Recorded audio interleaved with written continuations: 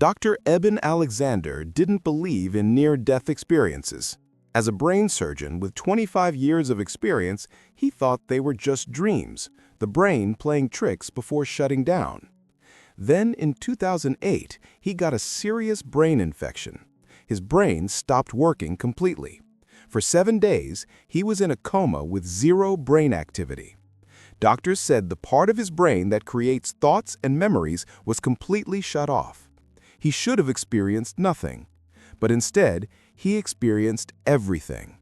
And when he woke up, this doctor had to change everything he believed about death. His story is just one of millions. So what really happens when you die? Let's find out. What happens to your body? First, let's talk about what death actually looks like. When your heart stops, your brain doesn't turn off right away. It happens in stages. In the first 7 seconds after your heart stops, you lose consciousness. Blood stops flowing to your brain. Your brain cells start dying. By 20 seconds, the machine that measures brain waves starts going flat. At 60 seconds, most brain activity is gone. According to science, this is where your experience should end. No brain activity means no consciousness, no thoughts, no awareness, nothing. But here's the weird part. Thousands of people who have been clinically dead, flat brain waves, no heartbeat, not breathing, have come back with clear memories of what happened during that time. They describe conversations in other rooms.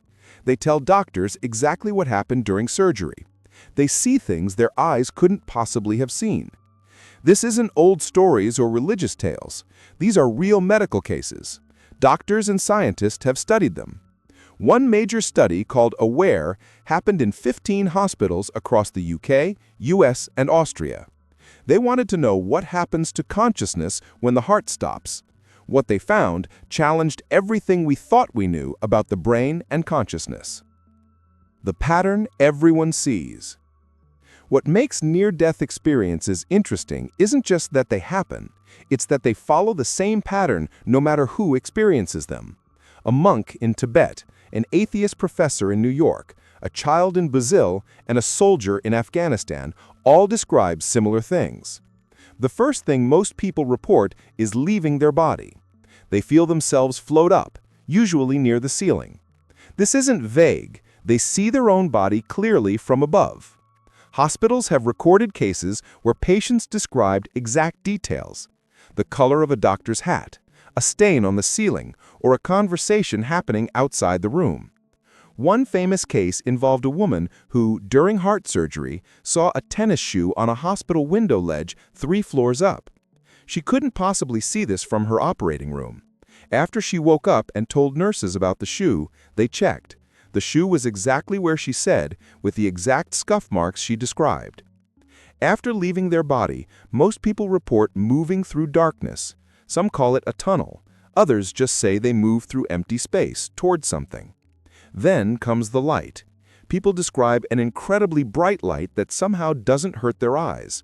They use words like pure love or home to describe it. Tough soldiers cry when trying to explain what they felt. Some people meet dead relatives or beings they think are guides. Others see their whole life play out like a movie. But it's not just watching.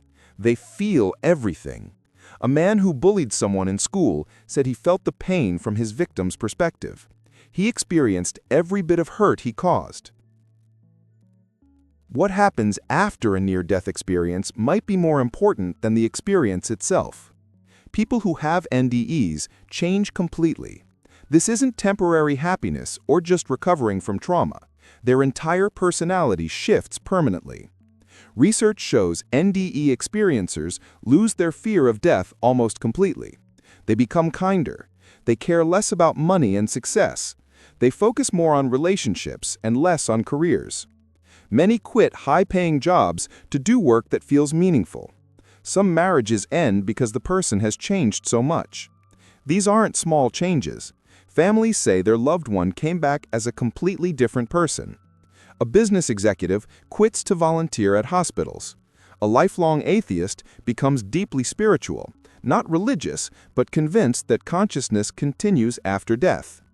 Some people say these changes happen just from almost dying, not from the experience itself.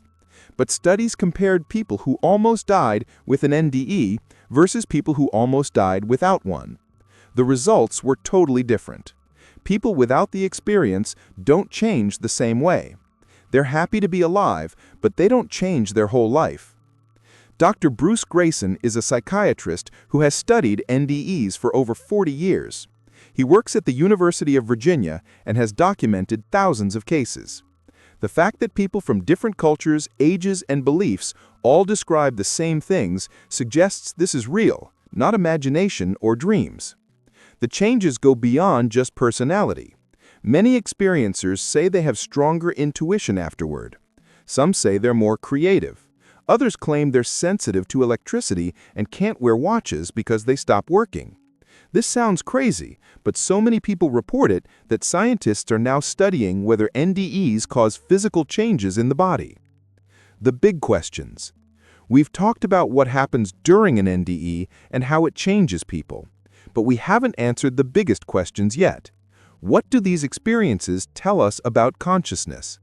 How do scientists who don't believe in NDEs explain the evidence? And what does modern brain science say about whether awareness can exist without a brain? Can consciousness live on after the body dies? These are the questions we'll explore next. Let's be honest. The idea that consciousness exists outside the brain sounds impossible to many scientists. So how do skeptics explain near-death experiences? They have several theories. The most common explanation is oxygen deprivation. When the brain doesn't get enough oxygen, it can create hallucinations. Some scientists say the tunnel and light are just the visual cortex shutting down. The edges of your vision go dark first, creating a tunnel effect. The light could be random neurons firing as the brain dies. Another theory involves DMT, a powerful chemical the brain might release during extreme stress. DMT causes intense hallucinations and out-of-body sensations. Some researchers think the dying brain floods itself with DMT, creating the NDE. Others point to anesthesia awareness. Maybe patients aren't as unconscious as we think. Perhaps they hear conversations and piece together what happened.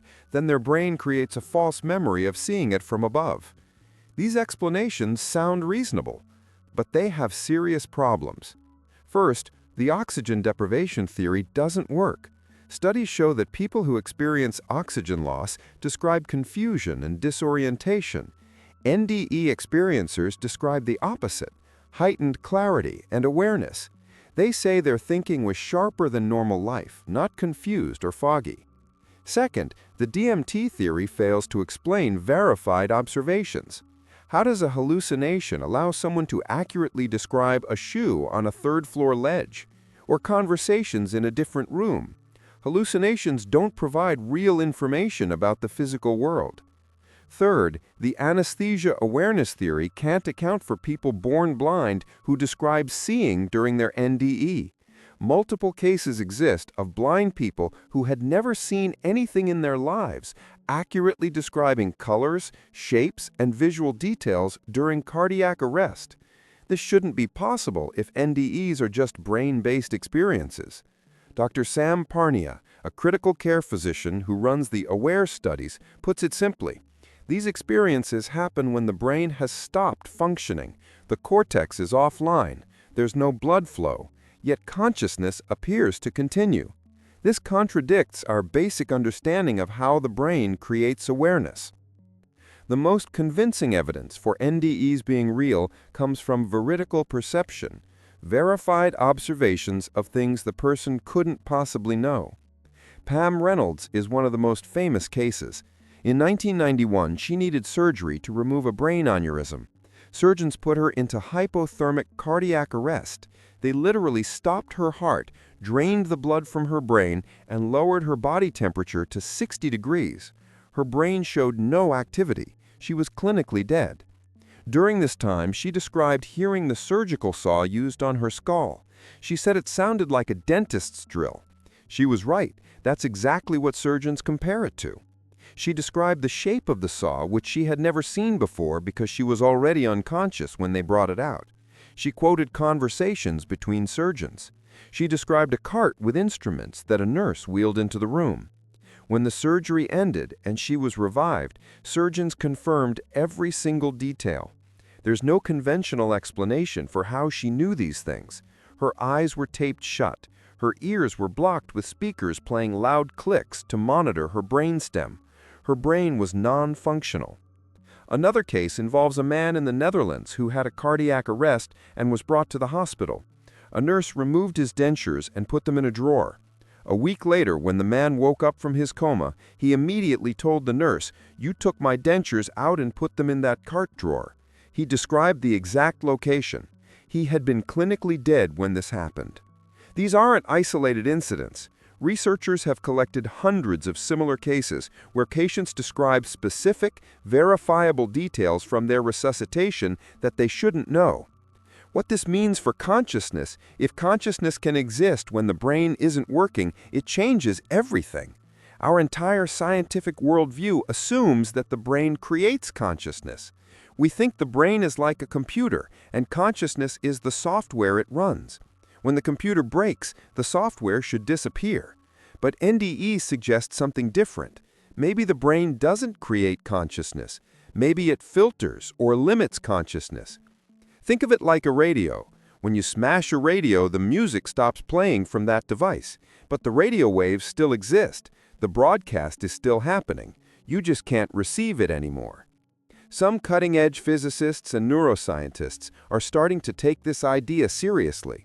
They propose that consciousness might be fundamental to the universe, not produced by brains. Brains might be receivers that tune into consciousness, not generators that create it. This doesn't mean we abandon science or start believing everything without evidence. It means we follow the evidence wherever it leads, even if it challenges our assumptions. Dr. Eben Alexander, the brain surgeon from our opening, spent years trying to explain away his own experience. He knew the neuroscience, he understood brain chemistry, but he couldn't explain how he had the most profound experience of his life when his cortex, the part that creates experience, was completely destroyed by infection. He finally concluded that consciousness must be something more than just brain activity. What this means to you? You might be wondering why any of this matters. Here's why. Death is the one certainty we all face. Understanding what might happen changes how we live. People who have had near-death experiences consistently report that love is what matters most. Not success, not money, not being right or winning arguments. Love and connection. The life review that many experiencers describe shows them the ripple effects of their actions. Small acts of kindness they had forgotten created waves of positive impact. Moments of cruelty, even minor ones, caused real harm. If consciousness continues, then this life might be one chapter in a longer story. That doesn't mean you should live recklessly or think nothing matters. Actually, it suggests the opposite. If you'll eventually review your life from others' perspectives, feeling every impact you made, then every interaction matters deeply. Whether you believe in NDEs or not, the pattern is clear. People who touch death and return become better humans. They love more freely. They judge less harshly. They find peace with mortality. They focus on what truly matters.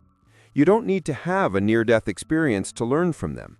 You can choose right now to live like you've already had that realization.